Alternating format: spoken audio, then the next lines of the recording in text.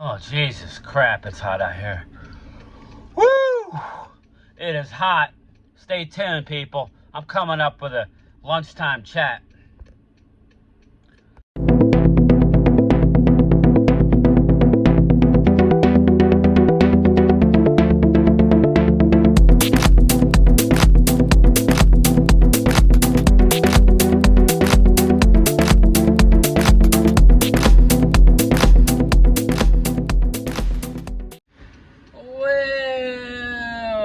What's up, everybody? Game Time Brian here, otherwise known as the Mailman. Sweating my stones off out in this 100. They're actually saying it's 110 degree heat index. I think it's like 98 right now where I'm at. Very, very hot. Not much of a breeze. But funny enough, I feel better today than I did yesterday.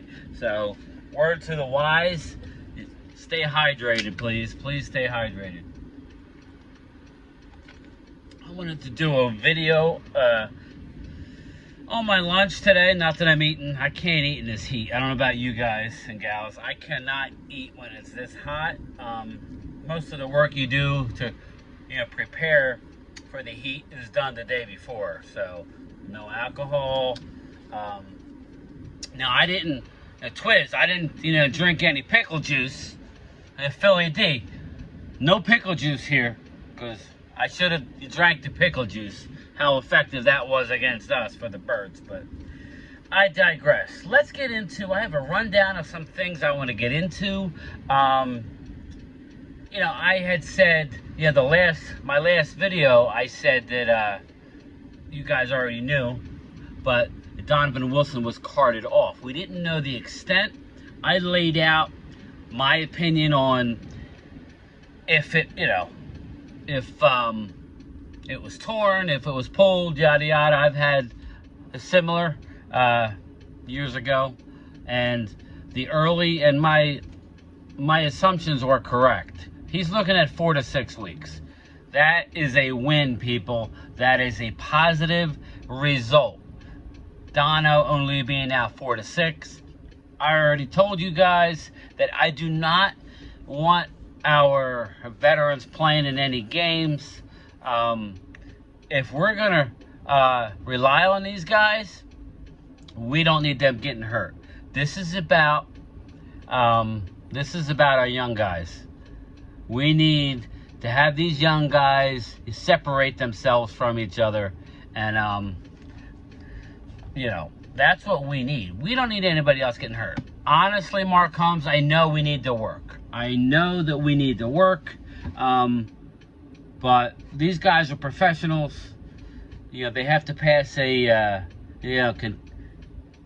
conditioning test.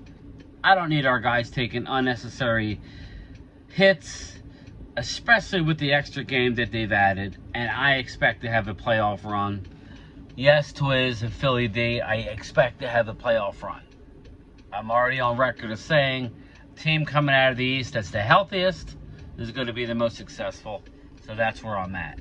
Izzy Mukuamu, he was a big part of our playoff success last year.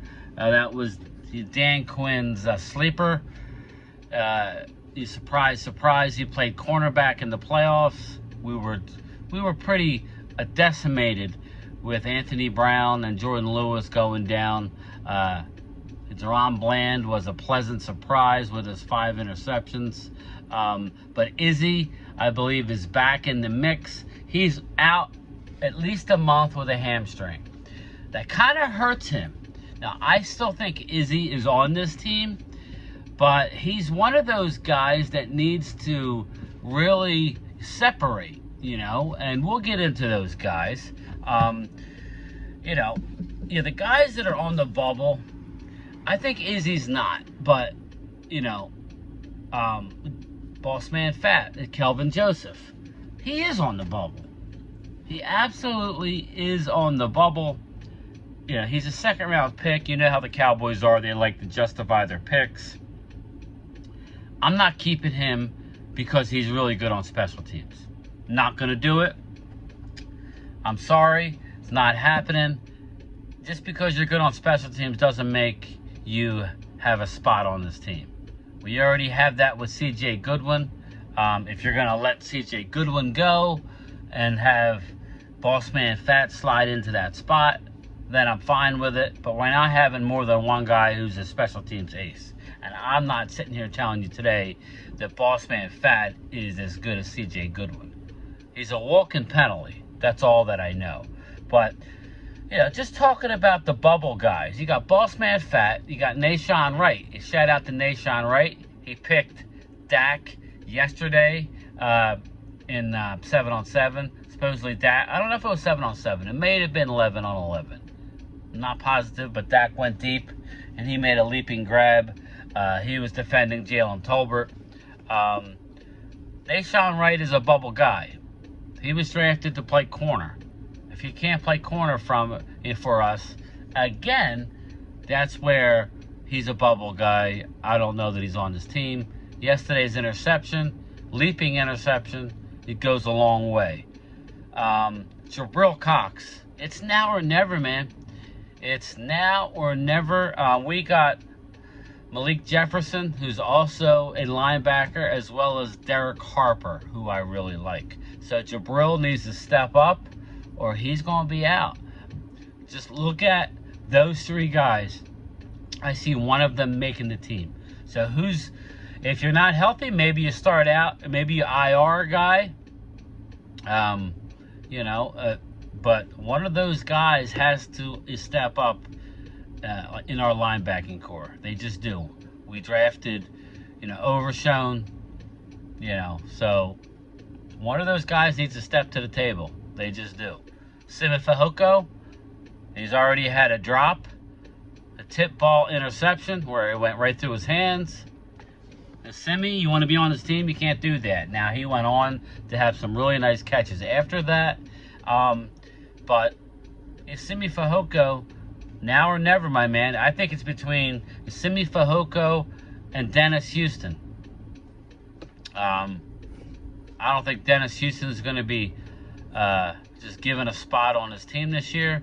I still think they kick. I saw some people doing an early roster saying that Dallas is only going to keep 5 wide receivers. I don't believe it. I think they keep a 6th. I just do. I think they need all these receivers and expect a couple to be on the practice squad. My last guy that's a bubble guy is Josh Ball. Now, I saw some early. He's been playing on the left side. I saw him get toasted a couple times. Josh, it's time to step up, or you got to go, my man. We can't have it anymore. You got to step up. I saw Micah Parsons blow by him on multiple occasions. Mike is blown by everybody. If you don't know by now, Micah Parsons he's on the hunt this year. He is on the hunt, and he's gonna be eating some quarterbacks. I'm very excited. Latest news here about Zach Martin. He's telling his offensive line mates that he will be in soon. I take it that a deal is being worked out between him and Catboy. And yes, Mark Holmes, he has to do more than just sign Donovan Wilson. I was pleasantly surprised that they did it. But when you look at the situation with him being drafted in the 2nd round, they didn't want to have to franchise him going forward. It made more sense than what people, including me, thought about him, about Trayvon Diggs getting a deal. Excuse me, Trayvon Diggs. That's who I meant. Trayvon, his deal was surprising. But it made more sense after sitting back. But Catboy has a lot of work to do. This is what he does. Mark Holmes wants to anoint a Catboy that he's done a great job. Listen, that was a great signing, but that's his job, Mark. My job is to deliver the mail. So if I don't deliver the mail to my customer, or if I deliver the mail to my customer, I shouldn't be congratulated. I'm getting paid to do that job. If I do, so I expect him to sign Dak. I don't know that that's going to be the first thing, but and now with the way the quarterback market is exploding yet again, I don't know if that deal gets done, but they're going to need the room. They're going to have to sign him long term with with avoidable years. Terrence Steele's, he don't have to have a deal done, but I think he's playing for like $4 million this year. Terrence Steele is a staple on the right side. He's 100% healthy, which is what I told everybody I was hearing months ago. Him and Tony Pollard are hitting the ground running in training camp. No pup list for these guys. But Terrence Steele needs to be done. Dak needs to be redone. CD, obviously, and Zach Martin. I want at least 3 of those 4 done. If you can't get Dak done, then maybe you get it done during the year. But you would think that would be big on the list. You don't want Joe Burrow, who dodged the scare. Shout out to Joe Burrow. They dodged it with him. He's often injured in training camp. I don't know what they're doing, but supposedly it's a calf. So that's good news for Joe Burrow. But you don't want Joe Burrow, who's signing his deal, and then Dak's. I mean, it's already going to be through the roof. That's just the way it is. Maybe Dak takes a lesson out of Aaron Rodgers. I'm not saying take a $15 million a year hit like Aaron did, but Aaron has made his money, over the years. And maybe he is more willing to do a team-friendly deal. I doubt it based on how a Catboy and the Cowboys treated Dak, made him play on the 5th year, and then franchised him and then got a deal done. So, I don't know that Dak's going to be willing to do that. But yeah, just some early things at camp also. I told everybody to relax, and I told everybody to just relax, and that Jalen Tolbert is going to work out. Now, it's early. I'm not here to say he's going to the Pro Bowl this year, but I did tell you guys that how he was from high school to college. His first year in college was basically like a red shirt year. For whatever reason, he needed to feel comfortable, maybe learning the playbook, maybe just the type of guy who needs to feel comfortable around his surroundings and his teammates. But he did not know the playbook last year, was thinking while he was running his routes last year. He wasn't on the same page with Dak. And I said, just relax. He has a track record of this. He's a young kid.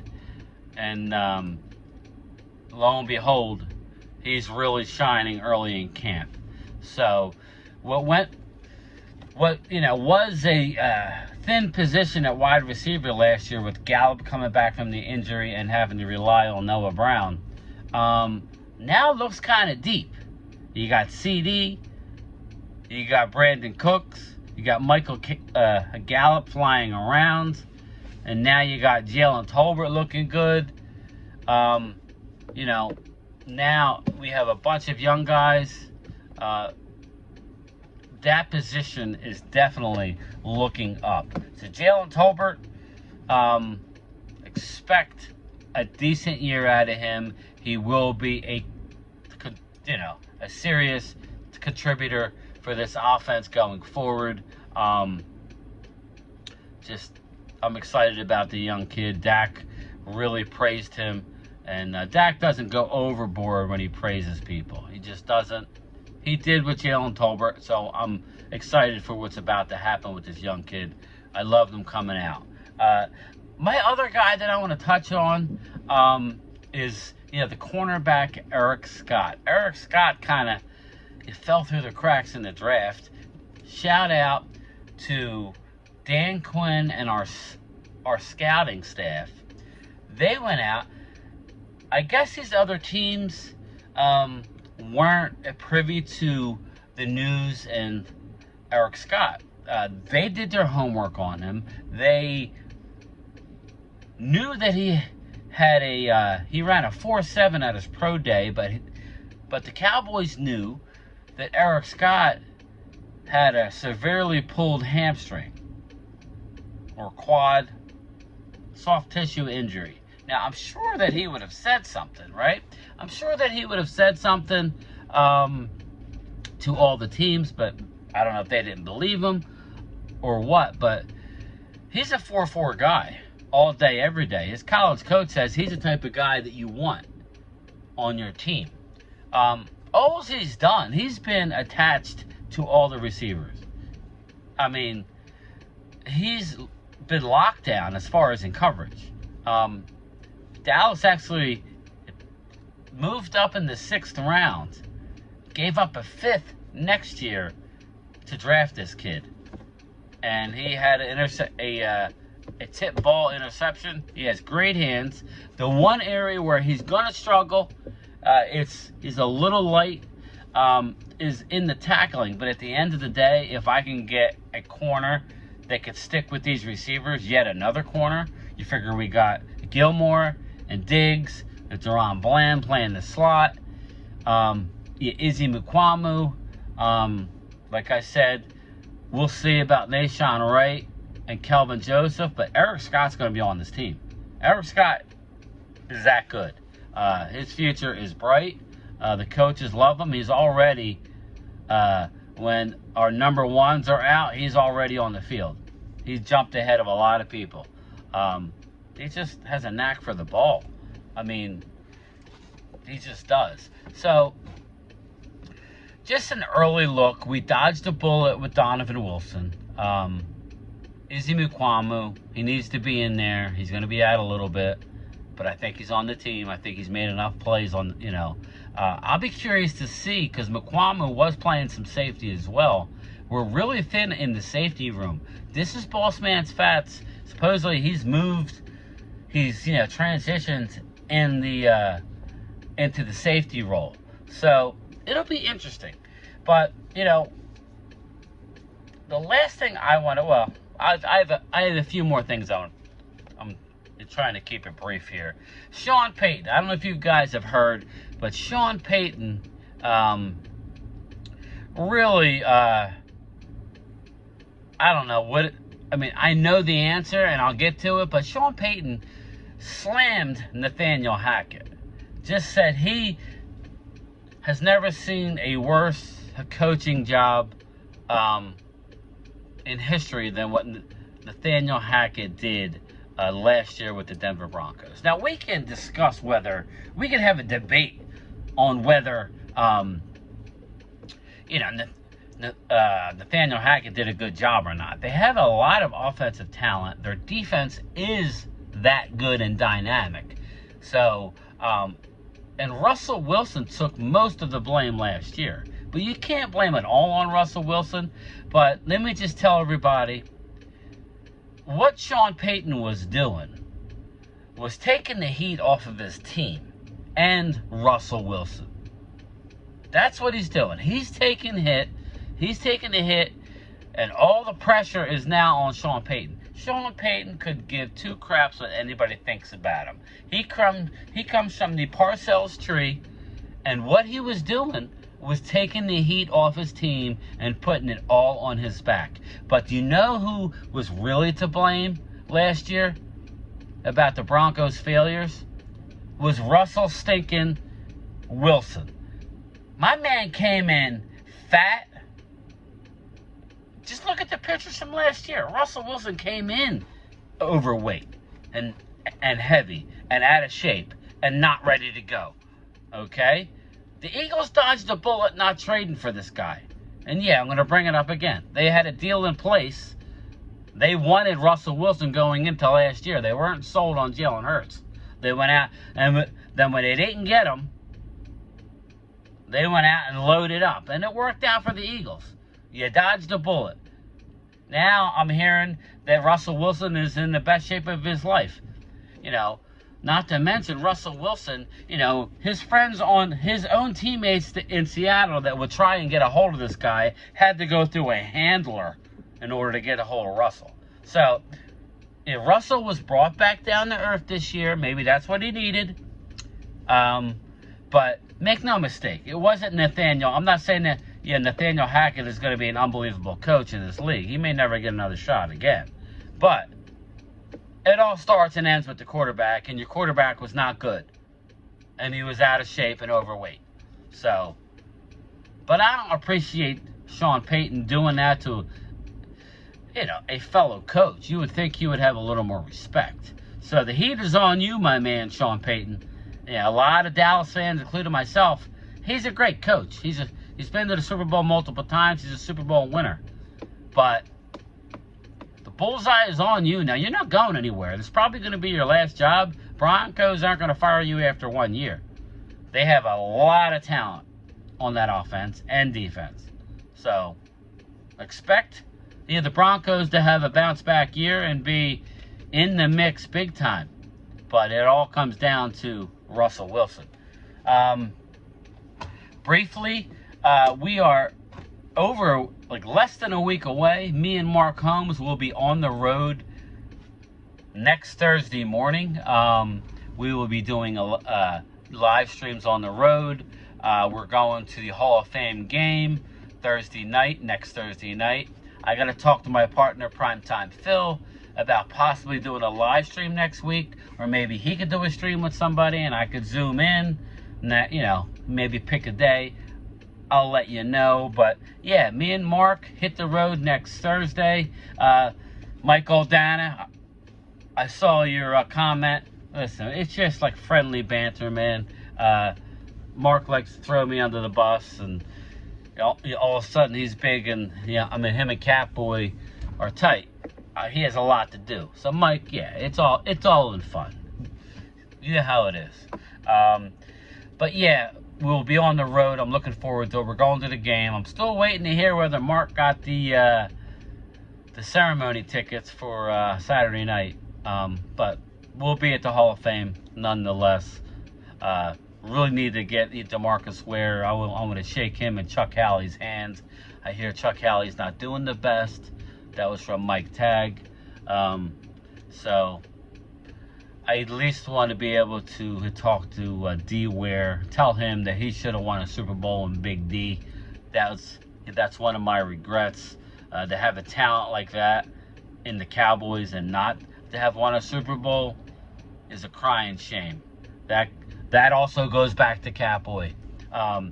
It was one of those deals where either our defense was good and our offensive line stunk, or our offensive line and offense was good under Tony Romo, but our defense couldn't stop anybody. A shout out that game against the Denver Broncos where we put up 50 and lost to Peyton Manning because we couldn't stop anybody.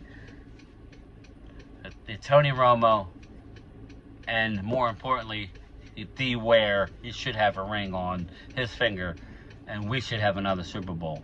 But you know how I feel about that. It's time. The time is now. The time is now. And we need to win a Super Bowl. But yes, a programming note, and I will put it in the comments. I will put the link in the comments after this video. I finally have the link. A shout out to my partner, Primetime Phil. We're coming live Saturday night at 7 o'clock Eastern on Primetime Phil, brought to you by Primetime Studios. It's going to be me, my partner Primetime Phil.